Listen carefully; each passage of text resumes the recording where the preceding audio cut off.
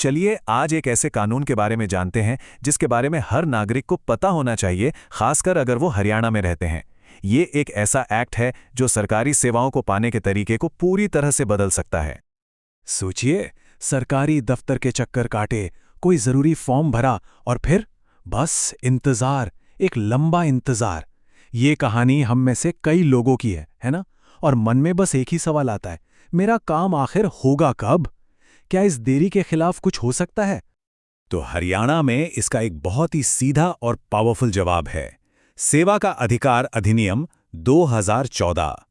ये सिर्फ एक कानून नहीं है, बल्कि ये नागरिकों के हाथ में दी गई एक असली ताकत है। तो चलिए इसे थोड़ा और करीब से समझते हैं।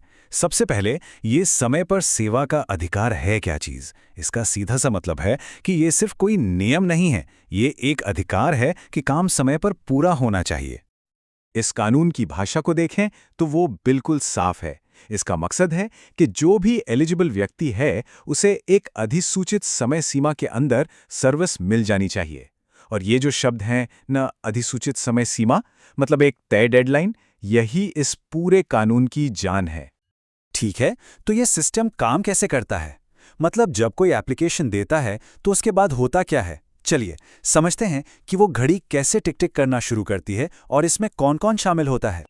सबसे पहले हैं पात्र व्यक्ति। ये कौन है? अरे ये हम और आप जैसे आम नागरिक ही हैं जो किसी सरकारी सेवा को पाने के हकदार हैं। मतलब ये पूरा कानून बना ही आम नागरिक के लिए है। फिर आता है नामित अधिकारी। आसान भाषा में कहें तो ये वो सरकारी अफसर है जिसके जिम्मे आपका काम है। हर सर्विस के लिए एक अधिकारी तय किया गया है।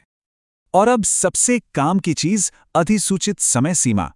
ये वो फिक्स्ड टाइम है, मतलब काम करने के दिनों की वो मैक्सिमम लिमिट जिसके अंदर उस अफसर को या तो आपका काम करना है या फिर लिखकर वजह बतानी है कि क्यों नहीं हो सकता।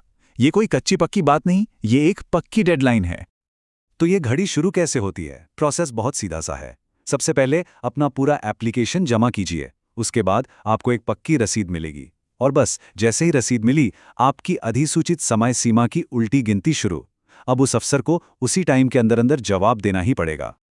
लेकिन मान लीजिए टाइम पूरा हो गया और काम नहीं हुआ, तो क्या करें?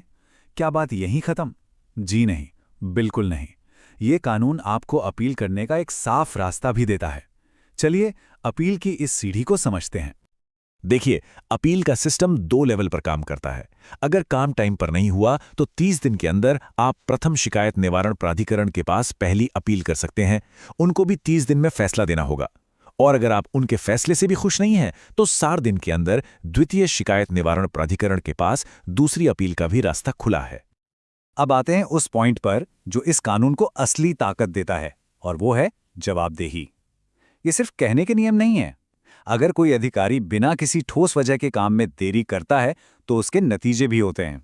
जरा ये नंबर देखिए, सर्विस में देरी होने पर जो सेकंड अपील वाली अथॉरिटी है वो उस अफसर पर हर दिन के हिसाब से 250 रुपए का जुर्माना लगा सकती है। मतलब हर दिन की देरी की कीमत चुकानी पड़ती है। और ये जुर्माना लगते लगते 5,000 रुपए तक पहुंच सकता है। इससे ये पता चलता है कि कानून इस मामले को कितनी गंभीरता से लेता है और ये अधिकारियों के लिए एक बड़ा मैसेज है।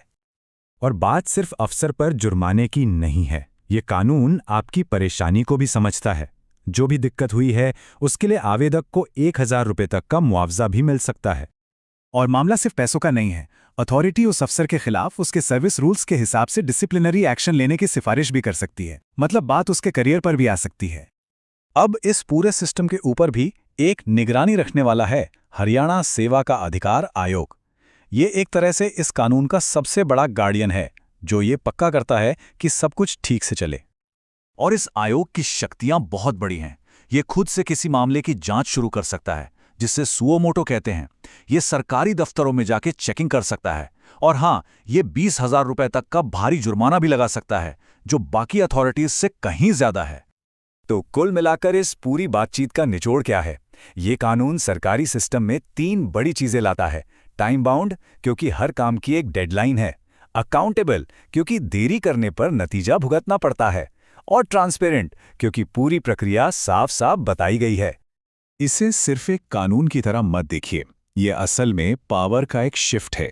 पावर सिस्टम से निकलकर आम नागरिक के हाथ में आ रही है। ये सिटीजन एम्पावरमेंट का एक जीता जागता उदाहरण है। और आखिर में एक सवाल पर सोचते हैं। जब किसी को ये पता हो कि उसकी सर्विस एक तय डेडलाइन में पूरी होगी, इसकी गारंटी है, तो ये एक नागरिक और सरकार के बीच के रिश्ते को कैसे बदल देता है? सोचने वाली बात है ना?